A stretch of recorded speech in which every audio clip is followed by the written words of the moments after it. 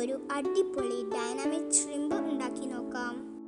First അതിന് വേണ്ടിയിട്ടുള്ള sauce എങ്ങനെയാണ് ഉണ്ടാക്കുന്നത് എന്ന് നോക്കാം. ഇതിന് വേണ്ടിയിട്ട് നമുക്ക് ചില്ലി സോസ് ആഡ് ചെയ്യാം, മയോണൈസ്, ടൊമാറ്റോ സോസും ആഡ് ചെയ്യാം. വേണമെങ്കിൽ നമുക്ക് സോയ സോസും ആഡ് ചെയ്യാം.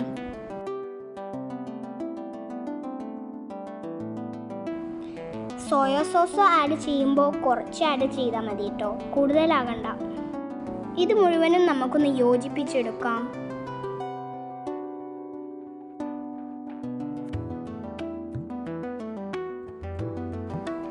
അങ്ങനെ നമ്മുടെ ഡൈനാമൈറ്റ് ഷ്രിമ്പിനുള്ള സോസ് റെഡി ആയിട്ടുണ്ട്. ഇനി നമുക്ക് അതിലേക്കുള്ള ഫ്ലോർ റെഡിയാക്കി വെക്കണം. അതിന് വേണ്ടിയിട്ട് കോൺഫ്ലോർ, മൈദപ്പൊടി ഒരേ അളവിൽ എടുക്കാം. അതിലേക്ക് ആവശ്യത്തിന് ഉപ്പ് ചേർത്ത് നമുക്ക് മിക്സ് ചെയ്യാം. അല്പം ബേക്കിംഗ് പൗഡറും ആഡ് ചെയ്യാം. ഇനി നമുക്ക് നന്നായി മിക്സ് ചെയ്യാം. ഇനി നമുക്ക് ഇതൊരു ഭാഗത്തേക്ക് എടുത്ത് വെക്കാം.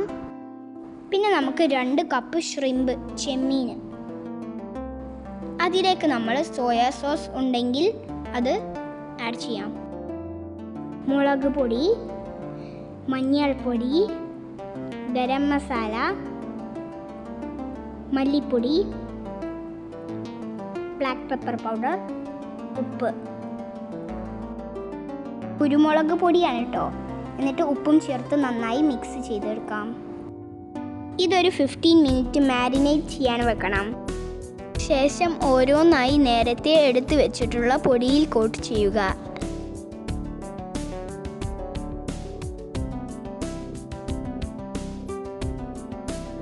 ഇതുപോലെ എല്ലായിടത്തും നന്നായി കോട്ട് ചെയ്യണം.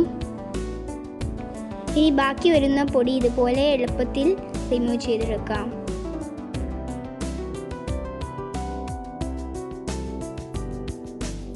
എല്ലാം കോട്ട് ചെയ്ത ശേഷം നമുക്ക് ബാക്കി വരുന്ന പൊടിയിലേക്ക് വെള്ളം ഒഴിച്ചു കൊടുക്കാം. അതൊരു ദോശ ബാറ്ററിൻ്റെ കൺസിസ്റ്റൻസി ആയിരിക്കണം.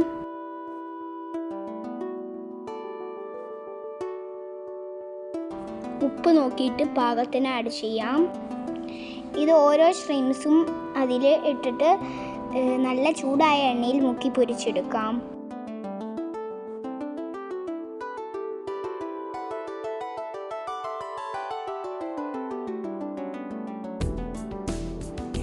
നല്ല ക്രിസ്പി ആയി കിട്ടിയിട്ടുണ്ട്. എന്തായാലും നിങ്ങളത് വീട്ടിൽ ട്രൈ സൽക്കാരത്തിനൊക്കെ അടിപൊളിയായിരിക്കും. നിങ്ങളിത് ട്രൈ ചെയ്ത ശേഷം കമൻറ്റ് ബോക്സിൽ അറിയിക്കണേ. ഇതാ നല്ല ക്രിസ്പി ആയി കിട്ടിയിട്ടുണ്ട്.